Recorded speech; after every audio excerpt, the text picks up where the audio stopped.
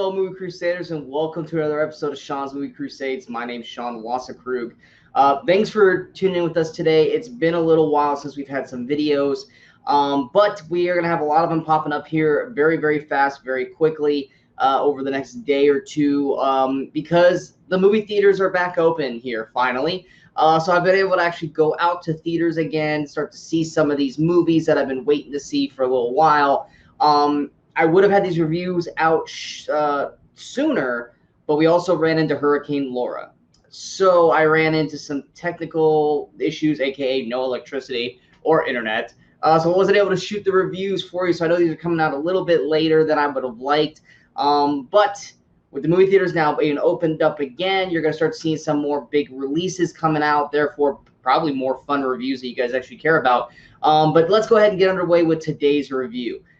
Today, we're going to be reviewing the sequel, I say that question mark wise just based off of how the movie is, to one of the greatest zombie films ever made, which was 2016's Train to Busan.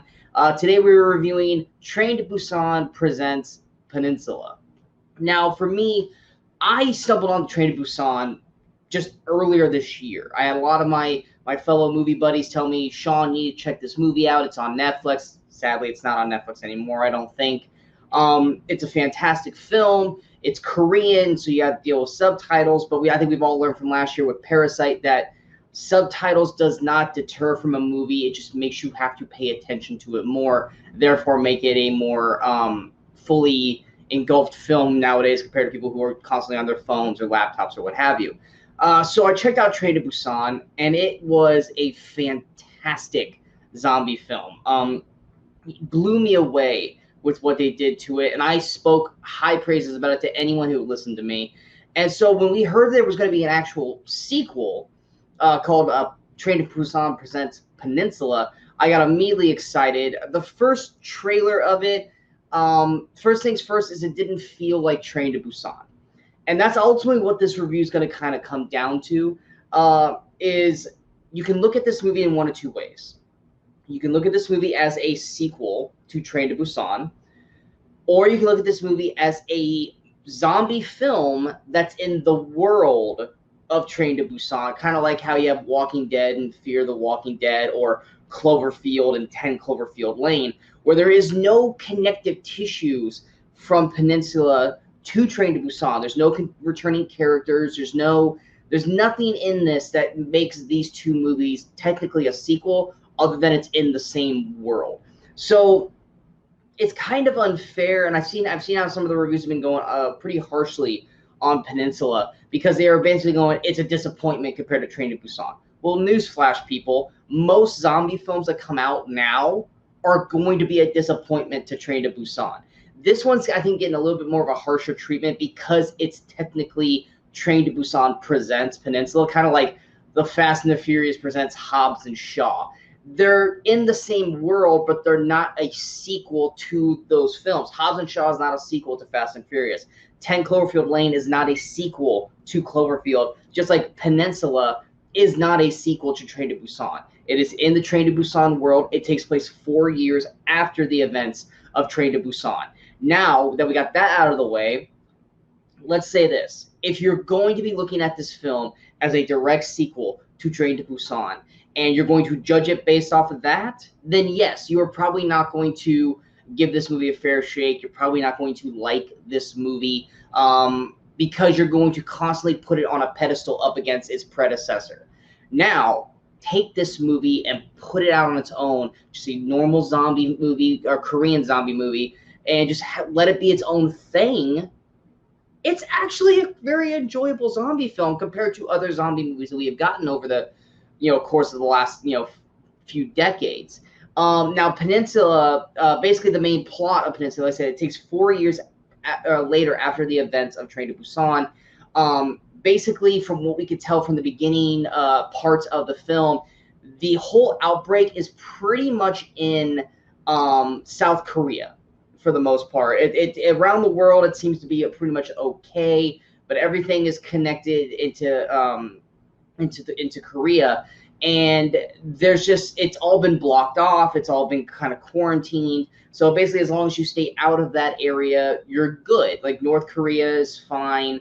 So we start the film with this soldier, his brother, and his sister-in-law and their son, and they're escaping Busan, or they're escaping to Busan via a ship. Of course, stuff happens and things go wrong, and then we fast forward 4 years later to the main character Jung Suk, and I know I'm going to say these names wrong, and I apologize ahead of time. Jung Suk, played by Dong Won Gang, and I believe Junie, played by Ri Lee. I could be wrong on that, but like I said, it's hard to remember all these names in this film because I am not good with Korean names. But they're basically treated kind of like outcasts, or not. I don't want to say minorities, but they're kind of like pariahs in a sense, because they are looked at, terrified, and they're prejudiced towards, because they are from the area where the zombie break had happened. So people don't want to talk to them, people don't want to be near them, people don't want to serve them, because they're afraid they might get infected. Even, let's say, the main character and his estranged brother-in-law, brother-in-law, they are basically chosen with a task by this group of people that there's $20 million in a truck inside the quarantine zone, and them and 2 others are tasked to go into the quarantine zone to recover this truck, and they get half the money back for themselves. So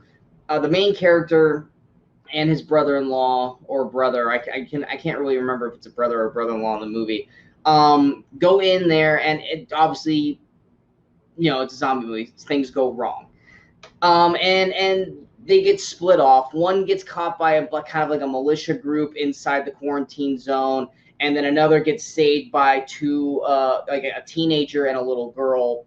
And their whole point of the film is to try to get out of the quarantine zone with the cash.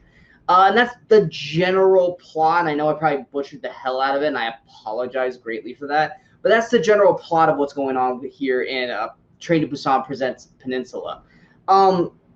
For me, this movie has a kind of a mixture of Mad Max Fury Road meets Fast and the Furious Tokyo Drift, and you'll understand the Tokyo Drift part when you watch the movie, with aspects of a kind of a Train to Busan. It also kind of a Hunger Games-esque atmosphere to it. There's a lot of everything kind of grabbed and pushed into this film.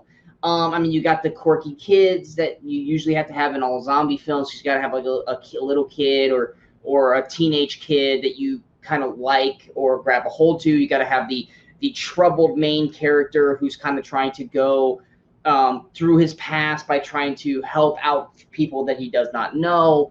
And then, of course, you got, some bad guys where you kind of go, are zombies really the worst thing here, or is it humans that are turned into the nature of what the zombie apocalypse has done? So you got all those kind of zombie tropes. The main thing is, does it work in this film?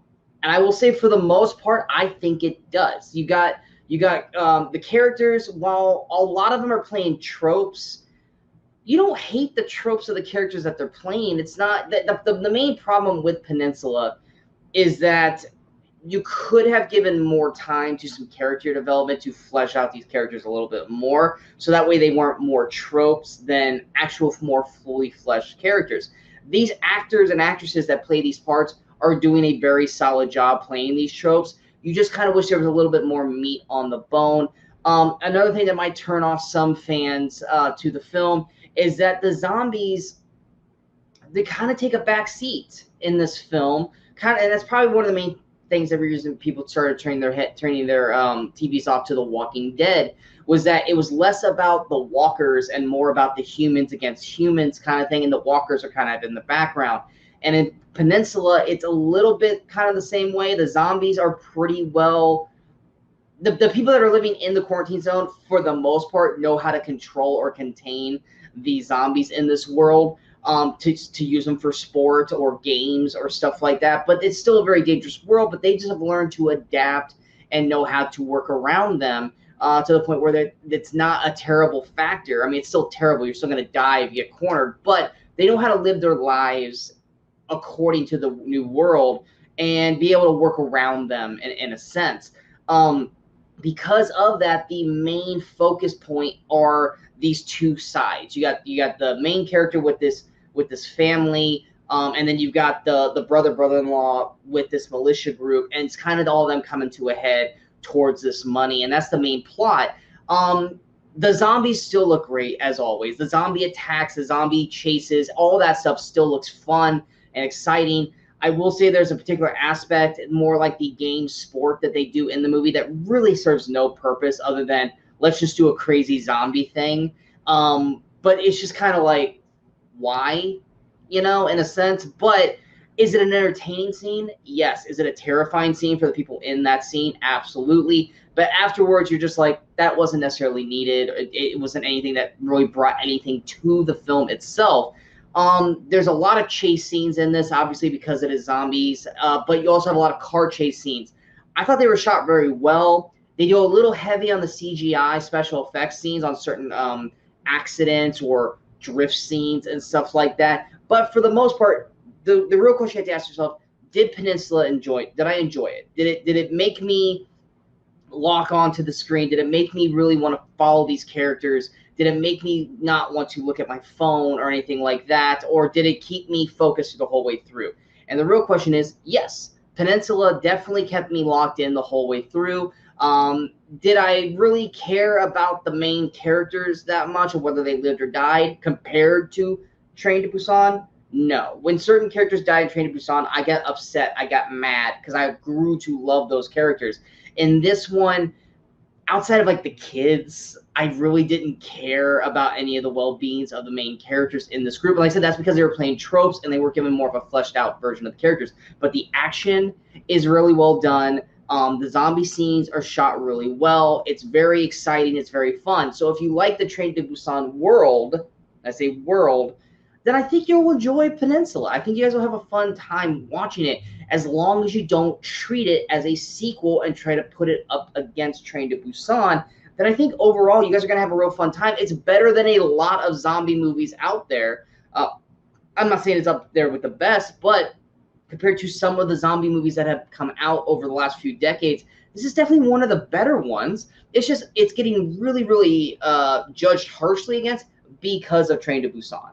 So in terms of an overall recommendation, I would recommend Train to Busan Presents Peninsula. I think if you like zombie films, if you liked Train to Busan and you want to see more of the world that created, then Peninsula is definitely something you should check out. I enjoyed it. It is definitely something that I will definitely buy on Blu-ray when it comes out and put it right next to my Train to Busan Blu-ray and check it out from time to time, especially if I'm in a zombie mood, because I enjoyed it for the most part. Going to my overall score, like I said, it worked for me. Like, it's not going to get a Train to Busan score, because Train to Busan was like an easy 9.5, 9.7.